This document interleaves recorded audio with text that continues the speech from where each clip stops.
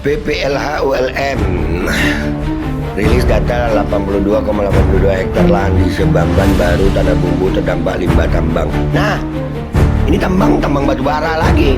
Masih bilang tambang batu bara nggak ngerusak. Masih bilang tambang batu bara itu aman-aman aja. Masih bilang tambang batu bara itu baik. Begitu bacot penjilat sih kalian ya. Ini baru di satu daerah.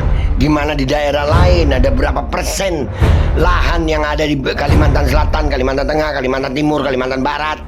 Berapa banyak? Ini baru satu wilayah aja nih.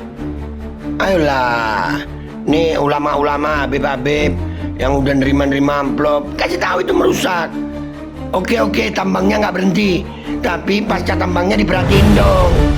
Jangan akhirnya limbah tambangnya ngerusaknya parah. Untungnya berapa sih, dinikmatin siapa sih untungnya? Itu rakyat-rakyat yang kena terdampak ini gimana? Woi Habib, woi Guru, woi Tambang, woi Azur, woi Muhyiddin, sadar nama kalian lo.